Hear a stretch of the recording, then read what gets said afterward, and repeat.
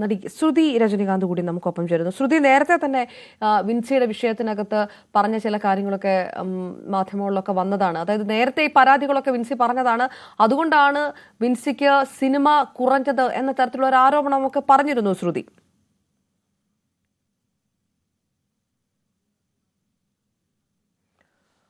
Okay, cinema മേഖല എന്നുള്ള പ്രതികരണങ്ങൾ വന്നുകൊണ്ടേയിരിക്കുകയാണ്. ഇതിനകത്ത് ഇപ്പോൾ അമ്മയുടെ നിലപാട് മൂന്നംഗ സമിതി ഇത് ആലോചിക്കും. ഷൈൻ ടോം ചാക്കോയോടും വിൻസി അലോഷ്യസിനോടും സംസാരിച്ച് വിവരങ്ങൾ എടുത്ത ശേഷമായിരിക്കും നടപടിയിലേക്ക്. അതേസമയം ഇതൊരു താക്കീതിലൊന്നും ഒതുങ്ങില്ല എന്ന് ഫിലിം ചേംബർ പറയുന്നു. വളരെ കട്ട് ആൻഡ് റൈറ്റ് നടപടികളിലേക്ക് കടക്കുകയാണെന്നാണ് ഫിലിം ചേംബറും പ്രൊഡ്യൂസേഴ്സ് അസോസിയേഷനും പറയുന്നത്. സിനിമ സെറ്റുകളിലടക്കം ഇത്തരക്കാരെ നിയന്ത്രിക്കണം, ഇവർക്ക് സിനിമയിൽ അവസരം നൽകരുത്, ഇവരുടെ സിനിമ സഹകരിക്കരുത് മുതലായ കാര്യങ്ങളൊക്കെയുണ്ട്.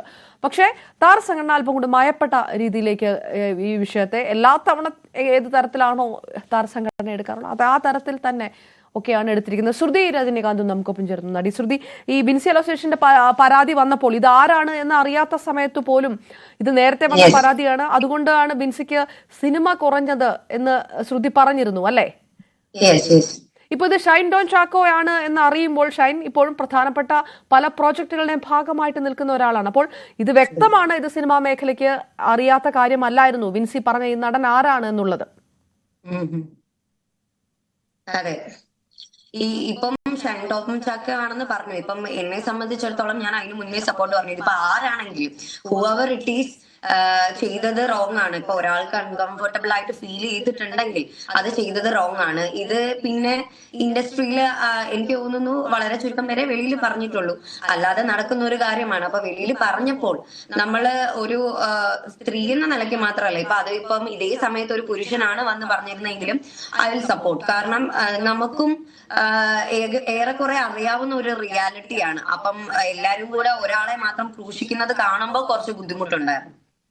ഇതുകൊണ്ട് ഈ പരാതി നേരത്തെ വിൻസി സിനിമാ മേഖലയിൽ പറഞ്ഞു, അപ്പോൾ അതിൽ പരിഹാരം ഉണ്ടായില്ല എന്ന് മാത്രമല്ല അതുകൊണ്ട് വിൻസിയെ പല സിനിമകളിൽ നിന്നും ഒഴിവാക്കി നിർത്തി. ഇത് ആർക്കെതിരെ പരാതി പറഞ്ഞോ അയാൾക്ക് വലിയ വലിയ പ്രോജക്റ്റുകളിലെല്ലാം ഇടം കിട്ടുകയും ചെയ്തു. അതാണ് സംഭവിച്ചത് അല്ലേ? അതെ, അതിനെപ്പറ്റി എനിക്ക് വലിയ ധാരണയില്ല. എനിക്ക് എന്റെ അറിവില് പരാതി നേരത്തെ കൊടുത്തിട്ടില്ല, ഇപ്പോഴാണ് കൊടുക്കുന്നത് എന്നാണ് ഞാൻ അറിഞ്ഞത്. എനിക്കറിയില്ല, പക്ഷെ എനിക്ക് അത്ഭുതമൊന്നുമില്ല.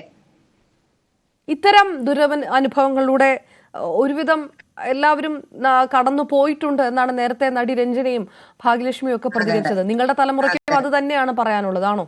അതെന്താണെന്ന് അറിയാമോ, ഇതിനകത്ത് ഇപ്പൊ ഈ സംഭവം പറഞ്ഞപ്പോഴും പലരും വലിയ പബ്ലിക് ഫിഗേഴ്സ് ഉൾപ്പെടെ വന്നിട്ട് ഇത് വളരെ സാധൂകരിക്കാൻ ശ്രമിക്കുന്നുണ്ട്.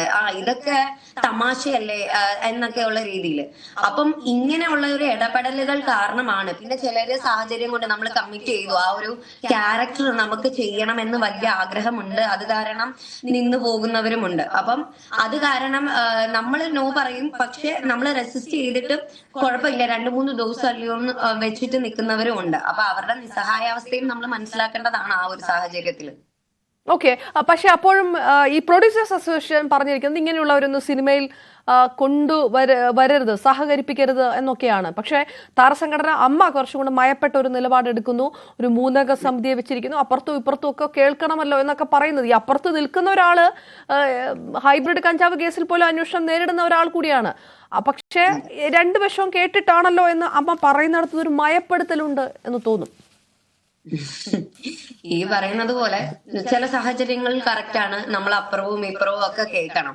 പക്ഷെ അതിൻ്റെ അകത്തെ സത്യാവസ്ഥ അറിഞ്ഞു വെച്ചുകൊണ്ട് അപ്പുറവും ഇപ്പുറവും കേൾക്കണോ എന്നുള്ളത് എനിക്കറിയില്ല. അത് ഓരോരുത്തരുടെ ഇടപെടലുകളല്ലേ. ഇപ്പം എല്ലാ കാര്യത്തിനും നല്ലൊരു തീരുമാനം ഉണ്ടായിരുന്നെങ്കിൽ നമ്മളിപ്പോ ഇങ്ങനൊരു ചർച്ചയിൽ ഇരിക്കേണ്ടി വരില്ലായിരുന്നു എന്നാണ് എനിക്ക് തോന്നുന്നത്. ഈ അമ്മയിൽ നിന്ന് മാറ്റി നിർത്തിയാൽ അത് വെറും പ്രഹസനമാണ്. ആ നടപടിയിലൊന്നും ഒരു കാര്യവുമില്ല. കുറച്ച് കഴിയുമ്പോൾ തിരിച്ചെടുക്കും, വലിയ സിനിമകളും കിട്ടും. ഇതൊക്കെയല്ലേ നേരത്തെ നടന്നതെന്നും പലരും ചോദിച്ചു. ശ്രുതിക്കും അത് തന്നെയായിരിക്കും പറയാനുണ്ടാവുക. ഞാൻ നേരത്തെ ആണെങ്കിലും പറഞ്ഞിട്ടുണ്ടായിരുന്നു, ഇപ്പൊ നടപടി എടുക്കും എന്ന് പറയുന്നു. നടപടി എടുക്കട്ടെ, കാണാമല്ലോ. നമ്മളാരും എവിടെയും പോകുന്നില്ലല്ലോ, ഇവിടെ തന്നെ ഉണ്ടല്ലോ. അപ്പൊ കാണാമല്ലോ എന്താണ് നടപടി ഉണ്ടാവുന്നത്, എന്താണ് ഇതിന്റെ തുടർന്ന് നടക്കുന്നത് എന്താണെന്ന് നമുക്കും ഇവിടെ നിന്ന് കാണാം. ഈ ഈ ശ്രുതി ഇതിപ്പോ ഇത്തരം അനുഭവങ്ങൾ പലർക്കും ഉണ്ടായിട്ടുണ്ട്, അത് പല തരത്തിലായിരിക്കും എന്ന് ഇപ്പൊ മുൻപ് നടി സ്വാസിക ഈ പറയുന്ന വ്യക്തി എല്ലാരോടും അങ്ങനെ ആകണം എന്നില്ല. അല്ലെങ്കിൽ ചിലരുടെ അടുക്കല് ചിലപ്പം ഈ പറയുന്നത് പോലെ ആയിരിക്കും. ഈ വ്യക്തി നല്ല കേട്ടോ, ഞാൻ ജനറൽ ആയിട്ടാണ് പറയുന്നത്. ഇത് ഒരാളൊന്നും അല്ല. ഇപ്പൊ ഒരാളുടെ പേര് പറഞ്ഞു, ഇപ്പം വിൻസിക്ക് ഒരു അനുഭവം ഉണ്ടായി, വിൻസി അത് പറഞ്ഞു. പക്ഷേ ഇപ്പൊ എനിക്കറിയാവുന്ന സുഹൃത്തുക്കൾക്കും അനുഭവം ഉണ്ടായിട്ട് പറയാതിരിക്കുന്നവരുണ്ട്. അപ്പം അത് എനിക്കും പറയാൻ പറ്റില്ല, not my cup of tea. പക്ഷേ അത് അപ്പം ഒരാളല്ല. അപ്പൊ ഇതെല്ലാം പലർക്കും അറിവോടെയും അറിവില്ലാതെയും ഒക്കെ നടക്കുന്ന കാര്യങ്ങളാണ്. ഇതിന് നമുക്കൊരു പെർമനന്റ് സൊല്യൂഷൻ എന്ത് കൊണ്ടുവരാൻ പറ്റും? എനിക്ക് തോന്നുന്നു, എനിക്കിപ്പോ ഞാൻ ഷൈൻ ടോം ചാക്കോയുടെ വിഷയത്തിനെക്കാട്ടിലും എന്നെ സംബന്ധിച്ചിടത്തോളം ഇതിനൊരു പെർമനന്റ് സൊല്യൂഷൻ എങ്ങനെ കൊണ്ടുവരാൻ പറ്റും എന്ന് എനിക്ക് തോന്നുന്നു ചർച്ച ചെയ്യപ്പെടേണ്ട സമയമായിരിക്കുന്നു. ഈ ലഹരി ഉപയോഗം കാരണം ഷൂട്ടിംഗ് മുടങ്ങിയ സാഹചര്യം പോലും ഉണ്ടെന്ന് നേരത്തെ ശ്രുതി പറഞ്ഞിരുന്നു. നമുക്ക് ന്യൂസ് 8ന്റെ ഒരു ഇതിൽ തന്നെ അതൊക്കെ ഏത് തരത്തിലാണ്? അതിനൊക്കെ ഒരു വ്യാപ്തി എങ്ങനെയാണ്, ഡെപ്ത് എങ്ങനെയാണ്? ആണ് ഇത് ഒരു സെറ്റ് ഫുള്ള് റെഡിയായി നിൽക്കുകയാണ്. അപ്പം ഇവർക്ക് ഈ പറയുന്ന പോലെ ലഹരി ഉപയോഗിച്ച് ബോധമില്ലാത്തത് കൊണ്ട് നമ്മൾ ആ ഷൂട്ടിങ് കുറെ നേരത്തേക്ക് നിർത്തി വെക്കേണ്ടി വരിക, കുറെ നേരത്തേക്ക് മണിക്കൂറുകൾ നിർത്തി വെക്കേണ്ടി വരിക. ഇതൊക്കെ ഉണ്ടാവുന്നത് നമുക്ക് എല്ലാവർക്കും ബുദ്ധിമുട്ടുള്ള കാര്യമാണ്. പക്ഷെ നമ്മൾ ചെയ്യുന്ന ഒരു വർക്കിനോട് കമ്മിറ്റഡ് ആയിട്ട് നിൽക്കുന്നത് കൊണ്ടും ഈ ഇത്രയും പേരുടെ കഷ്ടപ്പാട് അറിയാവുന്നതുകൊണ്ടും നമ്മൾ പിന്നെയും അഡ്ജസ്റ്റ് ചെയ്ത് കുഴപ്പമില്ല, അതുവരെ വെയിറ്റ് ചെയ്യാൻ വരട്ടെ എന്നിട്ട് സീൻ തീർത്തിട്ട് പോകാം എന്ന് നിന്നിട്ടുള്ള സാഹചര്യങ്ങളും ഉണ്ട്. ഈ നേരത്തെ മുതിർന്ന നടി രഞ്ജിനി പറയുന്നു അവരുടെ കാലത്തും ഇതുണ്ട്, അന്ന് പക്ഷെ ആൽക്കഹോൾ ആയിരുന്നു, ഇപ്പോഴാണ് ഡ്രഗ്സിലേക്ക് കടന്നത് എന്നുള്ളത്. ഈ ഡ്രഗ്സിന്റെ യൂസേജ് എന്ന് പറയുമ്പോൾ എപ്പോഴും ഈ പ്രതികൂട്ടിൽ നിർത്തുന്നതൊക്കെ പുതിയ അല്ലെങ്കിൽ യങ് ആയിട്ടുള്ള താരങ്ങളൊക്കെയാണ്. അങ്ങനെ തന്നെയാണോ, അതോ ഇത്? അങ്ങനെയൊന്നും പറയാൻ പറ്റില്ല. ഇപ്പം എന്ത് പറഞ്ഞാലും പുതിയ ജനറേഷനെ കുറ്റം പറഞ്ഞു കഴിഞ്ഞാൽ എളുപ്പമാണെന്ന് വിചാരിക്കുന്നവരാണ്. അങ്ങനെയൊന്നും പറയാൻ പറ്റില്ല. അത് ഓരോ വ്യക്തികളാണ്, അല്ലാതെ ജനറേഷനിൽ ഇത് പങ്കുണ്ടെന്നും തോന്നില്ല. യങ് ജനറേഷനും ഇല്ല എന്ന് ഞാൻ പറയുന്നില്ല. പക്ഷെ വ്യക്തിഗതമാണ്, ഓരോ വ്യക്തിഗതമാണ് അത് മൊത്തം. ശ്രുതി, ഇപ്പൊ പുറത്തു വരുന്ന പേരുകൾ, എപ്പോഴും കേൾക്കുന്ന പേരുകൾ, ഒന്ന് ഷൈൻ ടോം ചാക്കോയാണ്. വിൻസിയുടെ ഈ പരാതി വന്നപ്പോഴേ അത് ഷൈൻ ആണോ എന്ന് ചോദിക്കുന്നുണ്ട്. അതല്ലെങ്കിൽ ഹൈബ്രിഡ് കേസുമായിട്ട് ബന്ധപ്പെട്ട് ശ്രീനാഥ് ഭാസിയുടെ പേര് പുറത്തുണ്ട്. ഇങ്ങനെ ഒന്ന് രണ്ട് പേരുകളുടെ പുറത്തൊക്കെ ഉണ്ട്. പക്ഷെ വലിയ ഒരു ലഹരി മാഫിയ സിനിമയുമായിട്ട് ബന്ധപ്പെട്ടുണ്ട് എന്ന് പറയുകയും ചെയ്യുന്നു. അപ്പോൾ ഒരുപക്ഷെ ഞങ്ങളെപ്പോലെയുള്ള പ്രേക്ഷകരൊക്കെ കേട്ടാ ഞെട്ടുന്ന തരത്തിലുള്ള വലിയ വലിയ പേരുകളും വമ്പൻ സ്രാവുകളും ഒക്കെ കാണും ഇതിനകത്തല്ലേ? നിങ്ങൾക്ക് അറിയുന്നുണ്ടാവും. കാണുമായിരിക്കണം. ഇതൊക്കെ ഈ ഇൻഡസ്ട്രിയില് നമ്മൾ മനസ്സിലാക്കേണ്ട ഒരു കാര്യമുണ്ട്. ഞാനത് പ്രേക്ഷകർക്ക് വേണ്ടിയിട്ടാണ് പറയുന്നത്. കാരണം ഞാനും ഒരിക്കല് എല്ലാരെയും വളരെയധികം ആരാധിച്ചിരുന്ന ഒരാളായിരുന്നു. അപ്പം മനസ്സിലാക്കേണ്ട ഒരു കാര്യമുണ്ട്, വെളിയിൽ കാണുന്നതല്ല ഉള്ളിലേക്ക് അടുത്തേക്ക് വരുമ്പോ എല്ലാവർക്കും അവരുടേതായ ഡിസ്ഫങ്ഷൻസ് ഉണ്ട്. അപ്പൊ നമ്മൾ വെളിയിൽ കണ്ട് അത്രയും അഡ്മയർ ചെയ്യുന്ന ആളുകളായിരിക്കില്ല ചിലപ്പം അടുത്ത് വന്ന് ഇടപഴകുമ്പോൾ എന്ന് എപ്പോഴും ചിന്തിക്കുക എന്നുള്ളത്. അതിപ്പം ഇതിലേക്ക് വരാൻ ആഗ്രഹിക്കുന്നവരാണെങ്കിലും ഒരു തവണ നോ പറഞ്ഞത് കൊണ്ട് അവസരങ്ങൾ അങ്ങനെ പോവില്ല. നല്ല നല്ല ആളുകളും ഉണ്ട് ഇതിന്റെ ഇടയ്ക്ക്. നമ്മൾ അവരെയും പറയണം. ഇതിന്റെ ഇടയ്ക്ക് നല്ല നല്ല പ്രൊഡക്ഷൻ ടീം ഉണ്ട്, നല്ല രീതിയിൽ നമ്മളുടെ ഇടയ്ക്ക് ഇടപഴകുന്നവരും ഇതിന്റെ ഇടയിലുണ്ട്. അപ്പൊ അവരുടെയും കൂടെ പേരാണ് ഇതിന്റെ ഇടയിൽ ചീത്തയായി പോകുന്നത്.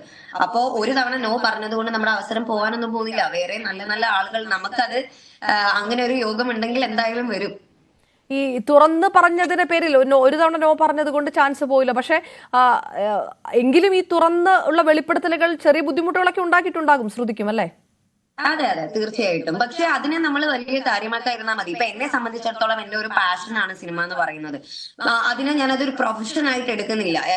എന്റെ ഫ്യൂച്ചർ എന്താണ് എന്ന് ചോദിച്ചു കഴിഞ്ഞാൽ അതിനകത്ത് ഉറപ്പായിട്ടും മണിയാണ്. നമ്മൾ കാശ് സമ്പാദിക്കുക, നമുക്ക് നാളേക്ക് വേണ്ടി കരുതി വെക്കുക എന്നുള്ളത് മാത്രമേ ഉള്ളൂ. അപ്പം അതിന് നമുക്ക് സിനിമ തന്നെ ഓപ്റ്റ് ചെയ്യണം എന്ന് യാതൊരു വിധ നിർബന്ധവും നമ്മളെ അങ്ങനെ ഒരു വിലങ്ങിൽ ആരും ഇട്ടിട്ടില്ല. ഈ ഹേമ കമ്മിറ്റിയുടെ സമയത്ത് പ്രധാനപ്പെട്ട പരാതികളൊക്കെ വന്നത് ഒന്നില്ലെങ്കിൽ ആൽക്കഹോൾ അല്ലെങ്കിൽ ഡ്രഗ് അബ്യൂസ്, ഇതിനു ശേഷമാണ് ഈ സ്ത്രീകൾക്കെതിരെയുള്ള ക്രൈംസ് ഒക്കെ പ്രധാനമായിട്ടും നടക്കുന്നത് എന്നാണ്. അങ്ങനെയാണ് ശ്രുതിയും കണക്കാക്കുന്നത്, അല്ലെ? അതാണ് ഇതിന്റെ ഒരു ബാക്ക്ഗ്രൗണ്ട്. ആ തരത്തിൽ തന്നെയാണോ സെറ്റിലൊക്കെ പ്രത്യേകിച്ച്? ഇത് ഇന്നും ഇന്നലെയും തുടങ്ങിയതല്ല. ഇതിപ്പം സ്ത്രീകൾ മുമ്പോട്ട് വന്നു എന്നുള്ളതേ ഉള്ളൂ. സ്ത്രീകൾക്ക് മാത്രമല്ല കേട്ടോ. എനിക്ക് അറിയാവുന്ന ആൺ സുഹൃത്തുക്കളുണ്ട്, സിനിമയിൽ അവസരം ആഗ്രഹിച്ചു പോകുന്നവരും. ഇവരും ഒരുപാട് മോശാനുഭവങ്ങളിലൂടെ പോയിട്ടുണ്ട്, ആണുങ്ങളായിട്ടും ഉണ്ട്. അപ്പം ഇത് അവർക്ക് എന്തുമാകാം എന്ന് ഒരു പോയിന്റ് കഴിയുമ്പോൾ അവർക്ക് എന്തുമാകാം, അവരുടെ കൺട്രോളിലാണ് എന്ന് ചിന്തിക്കുന്ന ചിലരുടെ പ്രശ്നമാണ്. നമുക്ക് ഈ ഹേമ കമ്മിറ്റിക്ക് ശേഷം ട്രൈബ്യൂണൽ വേണം, അതാണ് നേരത്തെ നടി രഞ്ജിനി പറഞ്ഞത്. അങ്ങനെ ഒരു ട്രൈബ്യൂണൽ വേണം, അത് നിങ്ങളടക്കമുള്ള പുതിയ തലമുറയ്ക്ക് വേണ്ടിയാണ് ഞാൻ ഫൈറ്റ് ചെയ്യുന്നതൊക്കെ. ഇപ്പൊ കൂടെ അവരെനിക്ക് അയച്ച മെസ്സേജ് പോലും അങ്ങനെയാണ്, ആ തരത്തിലാണ് വേണ്ടത്. ഹേമ കമ്മിറ്റി വന്ന ശേഷം ഈ പ്രശ്നങ്ങൾ കുറയും എന്നൊക്കെ പ്രതീക്ഷിച്ചിരുന്നു, അങ്ങനെ കരുതുന്നുണ്ടോ? ഞാൻ അങ്ങനെ പ്രതീക്ഷിച്ചിട്ടൊന്നുമില്ല. കാരണം അങ്ങനെ പെട്ടെന്ന് തന്നെ കുറയാനാണെങ്കിൽ എത്രയോ മുന്നേ തന്നെ നമ്മൾക്ക് ഇവിടെ ഈ പ്രശ്നങ്ങളൊന്നും ഇല്ലാതായനല്ലേ. അപ്പം അങ്ങനെയൊന്നുമില്ല. പെട്ടെന്ന് ഒരു സുപ്രഭാതത്തിൽ ഇത് ക്ലീൻ ചെയ്യാൻ പറ്റുന്നത് പോലെ അത്ര എളുപ്പമാണെന്നും എനിക്ക് തോന്നുന്നില്ല. കാരണം ഒന്നോ രണ്ടോ പേരോ അല്ല, എന്തോരം ആളുകൾ ഉള്ള ഒരു ഇൻഡസ്ട്രിയാണ് മലയാളം ഫിലിം ഇൻഡസ്ട്രി എന്ന് പറയുന്നത്. ഇതിനകത്ത് ചിലപ്പം ചിലരെ വെളിയിൽ പറഞ്ഞിട്ടുള്ളത് കൊണ്ട് നമുക്ക് ചിലരെ അറിയാമായിരിക്കും, അല്ലാതെ പറയാത്തത് എത്രയോ പേരുണ്ട്. ഇതിന്റെ അകത്ത് ചെകഞ്ഞു പോയി കഴിഞ്ഞാൽ ദിസ് ഇസ് എന്താ പറയുക, ഒരു വാസ്റ്റ് ഹെൽ ഹോൾ എന്ന് വേണമെങ്കിൽ പറയാം. അപ്പം ഇതിന്റെ അകത്ത് നിന്ന് നമ്മൾ ചെകഞ്ഞെടുക്കണം. അപ്പൊ അതുകൊണ്ട് ഒരു രാത്രി കൊണ്ടൊന്നും അങ്ങനെ, അല്ലെങ്കിൽ ഒരു ഹേമ കമ്മിറ്റി വന്നത് കൊണ്ട് മാത്രം പെട്ടെന്ന് ഒരു ഭയങ്കരമായ ഒരു ക്ലെൻലിനെസ് ഇതിൽ വരും എന്നൊന്നുമുള്ള പ്രതീക്ഷയൊന്നും എനിക്കില്ല. ഇപ്പോഴും കൂടി ഇപ്പൊ നമ്മൾ ഈ ചർച്ച ചെയ്യുമ്പോൾ കൂടിയും ഇത് കാരണം നാളെ തൊട്ട് അങ്ങ് എല്ലാവരും നന്നാവും എന്നുള്ള പ്രതീക്ഷയൊന്നും എനിക്കില്ല. ഇല്ല, അപ്പോഴും ഇത്രയെങ്കിലും പുറത്തേക്ക് വരുന്നുണ്ടല്ലോ എന്നുള്ളൊരു വിഷയം കൂടി ഉണ്ടല്ലോ ഇതിനകത്ത്. കാരണം നേരത്തേതിനെക്കാട്ടിലും ഇപ്പോൾ ഉള്ളവർ കുറച്ചും കൂടെ തുറന്നടിച്ച് സംസാരിക്കാനും അവരുടെ നയങ്ങൾ വ്യക്തമാക്കാനും ധൈര്യപ്പെടുന്നുണ്ട്. ഈ ബിൻസിക്ക് ഒരുപക്ഷെ ഇപ്പോൾ ഉള്ള ചാൻസ് പോലും ഇനി കുറയാണ് ഉണ്ടാവുക, നോക്കിക്കോളൂ എന്നാണ് നേരത്തെ ഭാഗ്യലക്ഷ്മിയും നടി രഞ്ജിനിയും ഒക്കെ പറഞ്ഞത്. എപ്പോഴും അങ്ങനെയാണ് സംഭവിക്കാറുള്ളത്, ഈ പ്രതികളായിരിക്കും വളരുക എന്നൊക്കെ പറഞ്ഞ് ഈ തുടക്കത്തിലുള്ള ഇത് മാത്രമേ കാണുള്ളൂ, ആ തരത്തിലായിരിക്കും. അങ്ങനെ ശ്രുതി കണക്കാക്കുന്നുണ്ടോ? അങ്ങനെ സംഭവിക്കാതിരിക്കട്ടെ. നമ്മുടെ ഒരു ചരിത്രം വെച്ച് ഏറെക്കുറെ അങ്ങനെയാണ് സംഭവിച്ചിട്ടുള്ളത്. അങ്ങനെ സംഭവിക്കാതിരിക്കട്ടെ. കാരണം മിൻസി ഒരു വളരെ നല്ല ഒരു ആക്ട്രസ് ആണ്. അപ്പം ഈ പറയുന്നത് പോലെ അവസരങ്ങൾ വരട്ടെ. എനിക്ക് തോന്നുന്നു ഇതേ സമയത്ത് തന്നെ നല്ല നല്ല പ്രൊഡക്ഷൻ ടീംസ് ഉണ്ട്, നല്ല ക്ലീൻ ആയിട്ട് കാര്യങ്ങൾ ചെയ്യുന്നതും എല്ലാ കാര്യത്തിലും നല്ല ക്ലീൻ ആയിട്ട് വർക്ക് ചെയ്യുന്നതും ഒരുപാട് പേര് ഇതിന്റെ ഉള്ളിലുണ്ട്. അപ്പം ഈ പറയുന്നത് പോലെ അവർക്ക് അവസരം കൊടുക്കാമല്ലോ. പിന്നെ ഈ പറയുന്നത് പോലെ നമുക്ക് അവസരം വരുമ്പം എല്ലാം ഒത്തിണങ്ങി വരണം. ഈ എല്ലാരും വിചാരിക്കുന്നത് പോലെ ഇന്നും നാളെയൊക്കെ മറ്റന്നാളും ഒക്കെ സിനിമ ഉണ്ടാവണം എന്ന് പറയുന്നത് അങ്ങനെ നടക്കില്ല. നമുക്ക് ആ ക്യാരക്ടറുമായിട്ട് ഒന്ന് ടാലി ആയി പോകണമല്ലേ, ആ ക്യാരക്ടർ ഒക്കെ ഒത്തിണങ്ങി വരണം. പക്ഷെ അവസരങ്ങൾ കുറയാതിരിക്കട്ടെ. സിനിമ മാത്രമല്ല ഉപജീവന മാർഗമായിട്ട് കണക്കാക്കുന്നത് എന്ന് ശ്രുതി പറഞ്ഞത് കൊണ്ടാണ് ഇനി ചോദ്യം ചോദിക്കുന്നത്. നിങ്ങളെ ചോദിച്ച് അപകടത്തിൽപ്പെടുത്തുകയല്ല, എങ്കിൽ പോലും ഈ പലരും പറഞ്ഞിരിക്കുന്നത് ഈ അമ്മ എന്ന് പറയുന്ന ഒരു താരസംഘടന അല്ലെങ്കിൽ പ്രധാനപ്പെട്ട താരങ്ങളൊക്കെ തീരുമാനിച്ചാൽ തീരാവുന്ന വിഷയങ്ങളൊക്കെ ഇതുള്ളൂ. ഈ ഫെഫ്കെയോ പ്രൊഡ്യൂസേഴ്സ് അസോസിയേഷനോ ഫിലിം ചേംബറോ ഒന്നും വിചാരിച്ചാൽ ഇതൊന്നും നടക്കില്ല, തീരുമാനിക്കേണ്ടത് അവരാണ്. പക്ഷെ അതിലങ്ങനെ ഒരു തീരുമാനത്തിലേക്ക് കടക്കില്ല എന്നാണ്, അങ്ങനെ കരുതുന്നു. ഈ പ്രൊഡ്യൂസേഴ്സ് അസോസിയേഷൻ വിചാരിച്ചാൽ എന്തുകൊണ്ട് നടക്കില്ല അതെനിക്ക് മനസ്സിലായിട്ടില്ല. അപ്പൊ അല്ലെങ്കിൽ അവരത് അതിനൊരു എക്സ്പ്ലനേഷൻ തരണം. അവർ വിചാരിച്ചാൽ എന്തുകൊണ്ട് നടക്കുകയാണ്. കാരണം അമ്മ എന്ന് പറയുന്നത് ഒരു താര സംഘടനയാണ്. പ്രൊഡ്യൂസേഴ്സ് അസോസിയേഷൻ എന്ന് പറയുന്നത് they are the higher authority. ഇപ്പൊ ഒരു പ്രൊഡക്ഷൻ ടീം അല്ലെങ്കിൽ ഒരു നിർമ്മാതാവാണ് അതിന്റെ അകത്തോട്ട് പൈസ ഇടുന്നത്, ഇൻവെസ്റ്റ് ചെയ്യുന്നത്, ഇതിനെ മുന്നോട്ട് കൊണ്ടുപോകുന്നത്, ഒരു ഫുൾ പടം. അപ്പം ഇവരുടെ പ്രൊഡക്ഷൻ ഹൗസിൽ ഇത് നടക്കില്ല എന്നൊരു തീരുമാനം എടുത്താൽ ഈ സ്റ്റാർഡം അല്ലെങ്കിൽ ഈ ഇപ്പൊ ഉള്ള ഈ സ്റ്റാർഡത്തിലുള്ള ഒരാളെ ഇങ്ങനെ ഒരു പ്രശ്നമുണ്ടെങ്കിൽ നമ്മുടെ ഇതിൽ വേണ്ട. പക്ഷേ ശ്രുതി, നമ്മുടെ കേരളത്തിലെ ഏതെങ്കിലും ഒരു സിനിമാ നിർമ്മാതാവിന് ഒരു അഭിനയിക്കുന്ന പ്രധാന താരത്തിന്റെ നിർദ്ദേശത്തെ മറികടന്ന് ഒരു ഒരു ആക്ടറെങ്കിലും ഉൾപ്പെടുത്താൻ പറ്റുമോ? അത്രയല്ലേ ഉള്ളൂ അവരുടെ ഒരു പവറൊക്കെ. അതപ്പോ പ്രൊഡ്യൂസർ അസോസിയേഷനോട് ചോദിക്കേണ്ട ചോദ്യമാണ്, അത്രയേ ഉള്ളൂ നിങ്ങളുടെ പവർ എന്ന്.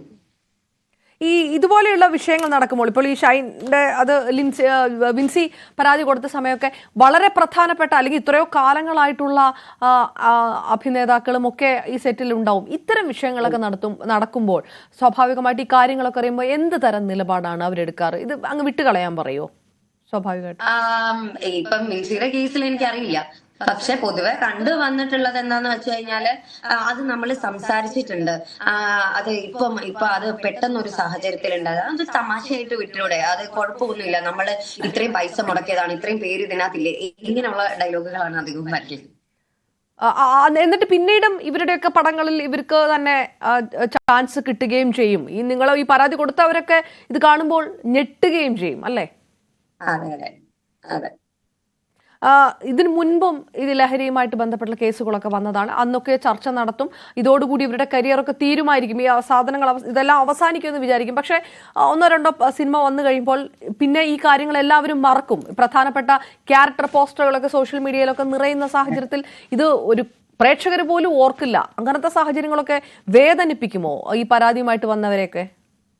പരാതിയുമായിട്ട് വന്നവരെ എന്തായാലും വേദനിപ്പിക്കുമല്ലോ. കാരണം എന്താന്ന് പറഞ്ഞാൽ ഇപ്പൊ സിനിമ ഇൻഡസ്ട്രിയിൽ നിന്ന് തന്നെ മാറ്റി നിർത്തുക. നമ്മളിപ്പം എന്തോരം കേസുകൾ നമുക്ക് ഇവിടെ നടന്നു പോകുന്നു. അപ്പം നമ്മൾ നീതിക്ക് വേണ്ടി പോരാടി അത്രയും ഇതായി വന്നു കഴിഞ്ഞിട്ട് പിന്നെയും അവരെ ഗ്ലോറിഫൈ ചെയ്യുന്നത് കാണുമ്പോൾ ഇപ്പം എത്രയോ മാതാപിതാക്കൾ അത് ഓർത്ത് കരയുന്നത് നമ്മൾ ന്യൂസ് ചാനലിലൂടെ കണ്ടിട്ടുണ്ടല്ലേ. അപ്പം ഈ പറയുന്നത് പോലെ ഇതൊരു പൊതു സ്വഭാവമാണ്. ഇപ്പം അവർക്ക് സെക്കൻഡ് ചാൻസ് കൊടുത്തുകൂടാന്ന് ഞാൻ പറയുന്നില്ല. കാരണം അവർ തിരുത്താൻ തയ്യാറാണെങ്കിൽ അവരും ഒരു കാലത്ത് ഈ സ്റ്റാർട്ടിങ് ടൈമില് ആരും വലിയ ആൾക്കാരൊന്നും അല്ല. അപ്പം ഈ പറയുന്നത് പോലെ വളരെ സ്വപ്നങ്ങൾ കണ്ട് പിച്ച വെച്ച് തന്നെ വന്നവരായിരിക്കണം. അപ്പം ഈ പറയുന്നത് പോലെ അവർക്ക് സെക്കൻഡ് ചാൻസ് കൊടുക്കരുത് എന്ന് ഞാൻ പറയുന്നില്ല. പക്ഷെ റിപ്പീറ്റഡ് ആയിട്ട് വരുമ്പോൾ ഒന്ന് ചിന്തിക്കേണ്ട വിഷയം തന്നെയാണ്. അത് ബാക്കിയുള്ളവർക്ക് ഒരു ഉപദ്രവമായി മാറുമ്പോൾ അത് ചിന്തിക്കേണ്ടത് തന്നെയാണ്. നമുക്ക് പണ്ടത്തെ സമയത്തായിരുന്നെങ്കിൽ പറയായിരുന്നു വേറെ അഭിനേതാക്കളില്ല, നമുക്ക് പ്രൊഡ്യൂസേഴ്സ് ഈ കാശ് മുടക്കിയത് ഇതാകണ്ടെന്ന്. ഇപ്പം അങ്ങനെ അഭിനേതാക്കളുടെ ഒരു കുറവുണ്ടെന്ന് എനിക്ക് തോന്നുന്നില്ല. നമുക്ക് തന്നെ ഭയങ്കര കോമ്പറ്റീഷൻ ആണ്. പക്ഷേ ഇങ്ങനെയുള്ള കാണുമ്പോൾ ഇനി പരാതി കൊടുക്കാൻ വരുന്നവർ ഈ പരാതി കൊടുത്താൽ ഇത്രയല്ലേ ഉണ്ടാകുകയുള്ളൂ എന്ന് വിചാരിക്കും. ഈ പരാതികൾ പുറത്ത് പറയാതിരിക്കുകയും ചെയ്യും. അങ്ങനെ ഒരുപാട് പരാതികൾ ഈ മാധ്യമങ്ങൾ ഒന്നും അറിയാത്തതായി ഈ ഇൻഡസ്ട്രിയുടെ അകത്ത് തന്നെ ഉണ്ടാകും അല്ലെ? നിങ്ങളൊക്കെ അറിയുന്ന വിഷയങ്ങളൊക്കെ തന്നെ. അതെ, അത് പരാതി കൊടുക്കണം എന്നാണ് ഞാൻ പറയുന്നത്. കാരണം നടപടി ഉണ്ടാവുകയോ ഇല്ലയോ, പക്ഷെ ജനങ്ങൾക്കൊരു ധാരണ ഉണ്ടാവുമല്ലോ. ഇപ്പം ആദ്യം ചിലപ്പോ ധാരണ ഉണ്ടാവില്ല. ഒരു 2-3-4 ആയി കഴിയുമ്പം ജനങ്ങൾക്കൊരു ധാരണ ഉണ്ടാവും എന്താണ് നടക്കുന്നത് എന്നുള്ളതില്. ഈ പേരെടുത്ത് പറഞ്ഞില്ലെങ്കിലും ആ തരത്തിലുള്ള കാര്യങ്ങൾ നടന്നതായിട്ട് ശ്രുതിക്ക് അറിവുണ്ടോ? മറ്റാരെങ്കിലും ശ്രുതിയോട് പറഞ്ഞിട്ടുണ്ടോ ഈ തരത്തിലാണ് മോശം കാര്യങ്ങൾ നടന്നത് എന്ന്? ഒരു പക്ഷേ കാര്യങ്ങളാ പറഞ്ഞിട്ടുണ്ടതുണ്ട്. അതൊക്കെ ഇപ്പൊ ഈ നടന്ന സംഭവത്തിനേക്കാളൊക്കെ വലിയ വ്യാപ്തിയുള്ള കാര്യങ്ങളാണോ? ഒരു തരത്തിലുള്ള പരാതിയായിട്ടും അവർ മുന്നോട്ട് പോയിട്ടില്ല, പേടിച്ചിട്ട്. അതുകൊണ്ടായിരിക്കും പേടിച്ചിട്ടാണ്. കാരണം ഈ പറയുന്നത് പോലെ അവരുടെ ഒരു ഉപജീവന മാർഗം എന്ന് പറയുന്നത് സിനിമയാണ്. അതിനേക്കാൾ ഉപരി അവര് വളരെയധികം പാഷനേറ്റ് ആയിട്ട് നിൽക്കുന്നതാണ്. അപ്പം ഈ പറയുന്നത് പോലെ വലിയ ബിഗ് ഷോട്ട്സ് ഒക്കെ ആണെങ്കിൽ തിരിച്ചടിച്ചു കഴിഞ്ഞാൽ എപ്പോഴും ക്രൂശിക്കപ്പെടുക ഈ പരാതി കൊണ്ട് വന്നവരായിരിക്കും. ഇപ്പം വിൻസി ആദ്യം നേരിടേണ്ടി വന്നതുപോലെ പേര് പറയുന്നതിന് മുന്നേ വരെ ഇത്രയും പിന്തുണയൊന്നും കണ്ടിട്ടുണ്ടായിരുന്നില്ല. ഒരുപാട് നെഗറ്റീവ് കമന്റ്സുകളും അങ്ങനെ കുറെ മാനസികമായ ബുദ്ധിമുട്ടി എന്ന് തോന്നുന്നു. അപ്പം അങ്ങനത്തെയൊക്കെ അതിൽ എല്ലാവർക്കും ബോൾഡായിട്ട് ഒരു തീരുമാനം എടുക്കാൻ പറ്റണമെന്നില്ല. ചിലര് ഈ പറയുന്ന പോലെ ഭയങ്കര സെൻസിറ്റീവ് ആയിരിക്കും. ഇതുപോലെ എല്ലാരും കൂടെ വന്നിട്ട് 100 ചോദ്യം ചോദിക്കുമ്പോൾ എന്ത് പറയണം എന്ന് പകച്ചു നിന്ന് പോകുന്നവരായിരിക്കും. അവരുടെ ഭാഗത്ത് സത്യമുണ്ടെങ്കിലും ചിലപ്പോൾ പറയാൻ ഒരു നിമിഷം പേടിച്ചു പോകുന്നവരായിരിക്കും. വീട്ടിലെ ഉണ്ടാവുന്ന സാഹചര്യങ്ങൾ അങ്ങനെ ആയിരിക്കില്ല. അപ്പൊ അങ്ങനെ പല കാര്യങ്ങളുണ്ട്. There is lot of reasons. അത് നമ്മൾ മനസ്സിലാക്കണം. ഈ പരാതി കൊടുക്കുന്നവർക്കെതിരെ ഭീഷണികൾ വരും, ആ തരത്തിലുള്ള ടോണിലൊക്കെ സംസാരിച്ച് അങ്ങനത്തെ അനുഭവങ്ങളും ഉണ്ടോ? അതായത് ഇങ്ങനെ ഇതിന് മിണ്ടാണ്ടിരുന്നോളൂ, അതല്ല നിങ്ങൾ ഇതുമായിട്ട് മുന്നോട്ട് പോവുകയാണെങ്കിൽ നല്ലത് കിട്ടും എന്ന തരത്തിലൊക്കെ പറഞ്ഞതായി ഹേമ കമ്മിറ്റിയുടെ സമയത്തൊക്കെ അങ്ങനെ പലരും പറഞ്ഞു കേട്ടിരുന്നു. എനിക്കും നേരിട്ട് അങ്ങനെയൊന്നും ഉണ്ടായിട്ടില്ല. പക്ഷെ അങ്ങനെ പറഞ്ഞ് ഞാനും കേട്ടിട്ടുണ്ട്. ഈ പറയുന്നത് പോലെ ത്രെട്ടനിങ് ഒക്കെ നേരിടേണ്ടി വന്നിട്ടുണ്ടെന്ന്. ഓക്കെ, തീർച്ചയായിട്ടും വളരെ നന്ദി ശ്രുതി രജനികാന്ത്. വളരെ വ്യക്തമായിട്ട് കൂടിയാണ്, ശക്തമായിട്ട് കൂടിയാണ് ഈ കാര്യങ്ങൾ പറഞ്ഞത്. കൂടുതൽ പരാതികൾ പുറത്തേക്ക് വരുമ്പോഴാണ് ഇതൊക്കെ ചർച്ച ചെയ്യപ്പെടേണ്ടത്. പക്ഷേ അങ്ങനെയാണെങ്കിൽ എത്രത്തോളം പ്രതീക്ഷയാണുള്ളത് എന്ന് നടി രഞ്ജനയും ഭാഗ്യലക്ഷ്മിയും ഒക്കെ പറഞ്ഞപ്പോൾ ഒരാശങ്ക ശ്രുതിക്കുമുണ്ട്. എങ്കിലും ന്യൂസ് 18നോട് വളരെ വ്യക്തമായി പറയുകയായിരുന്നു. വിൻസി അലോഷ്യസിന് ആദ്യം